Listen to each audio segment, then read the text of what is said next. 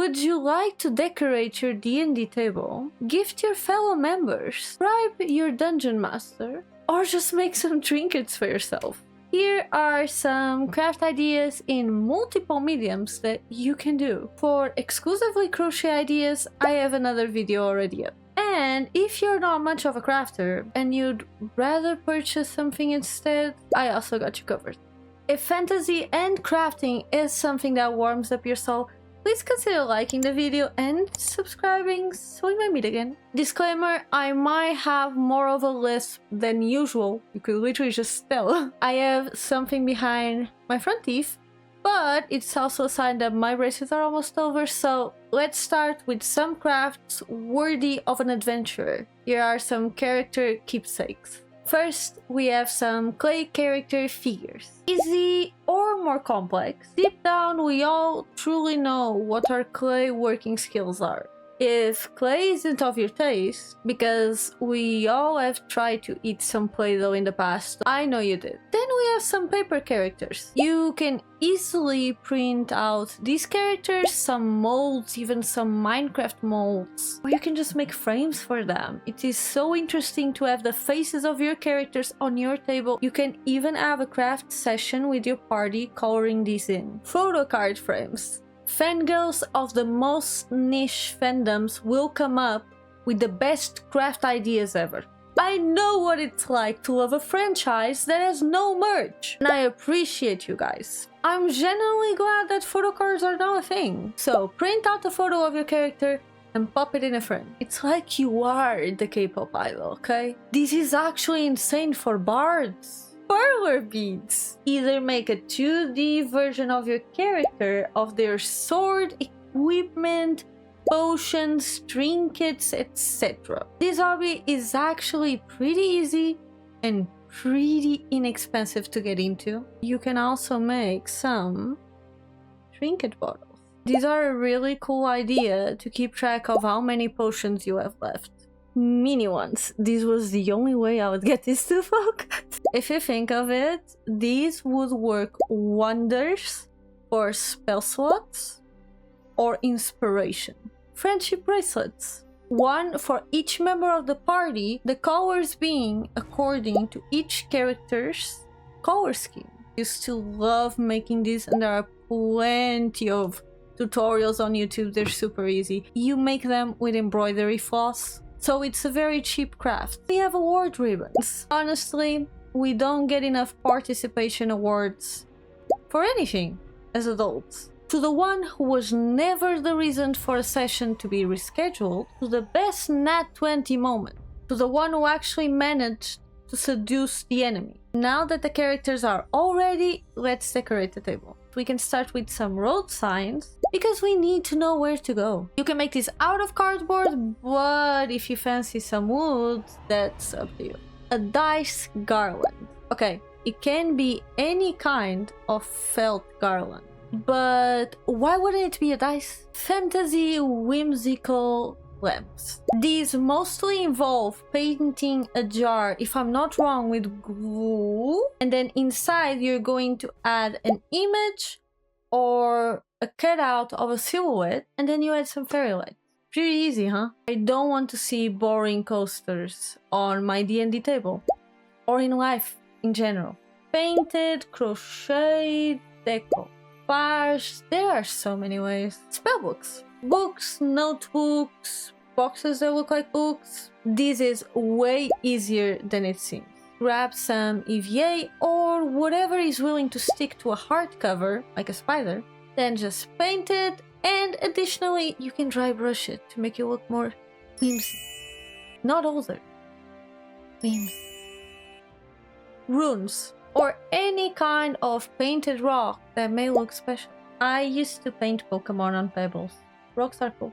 Candle making. Imagine being taken back to a campaign or a moment because of a scent. Listen, there are so many candle making kits all over Amazon, Action, craft stores, and they have hundreds of scents to choose from. Every adventurer needs a place to save their most prideful possession, dice.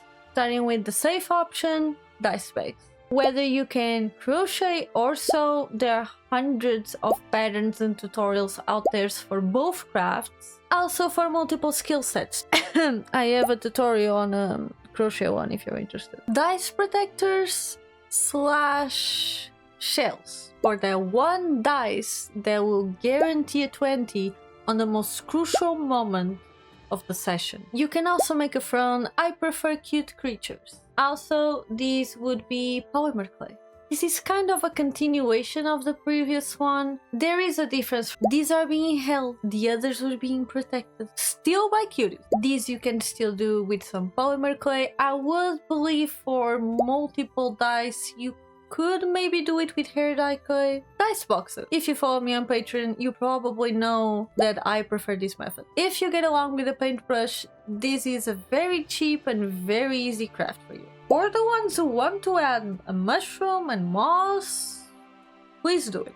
Dice towers made out of cardboard and Pringle cans. I have an hyperfixation with miniatures and DIY houses. This idea is feeding into said hyperfixation.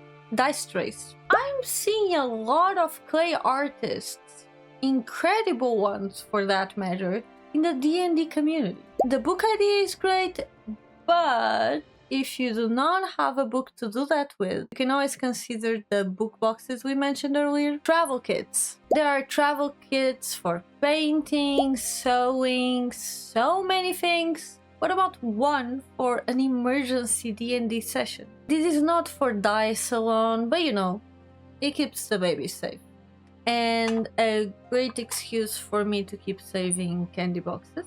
And finally, if you're looking for the perfect, fast and easy project, a gift to make or provide to your party, and you happen to be good at design, whether it is with some collages, drawing, digital art, etc., here are some ideas. Just a heads up, most of these you probably don't need to essentially know how to draw. You can most likely do some of these on websites like Canva. For example, a notice board. So players can actually choose their next quest, catch up with the gossip in town, or just learn when the next fishing tournament is up. Listen, for some reason, that's where all of the fun quests from Stardew Valley are at. And drawn maps. Also, you can make these digitally. There are so many free websites to make this in. For the hand-drawn maps, everyone already knows the trick. But in case you don't, you soak some paper on some watered down coffee, let it dry,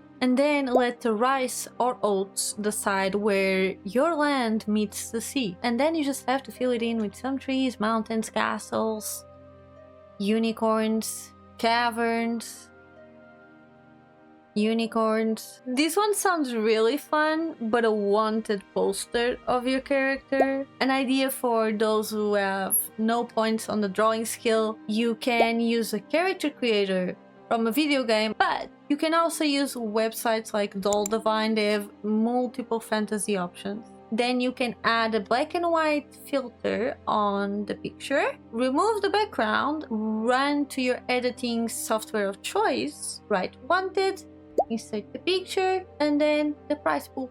Not prize pool, what is it called? Awards. Sealed letters or quests. The perfect opportunity to drop a riddle, confess your deepest secret, or just begin a civil war. More importantly, to sign adoption papers of a baby dragon. I mentioned this one because back in the day, seal kits were so hard to find, and now they are so easy, so get one. It's worth it, trust me. A character ID. I am personally invested in this one, but I would love to see a take of a medieval version of this. I couldn't find any.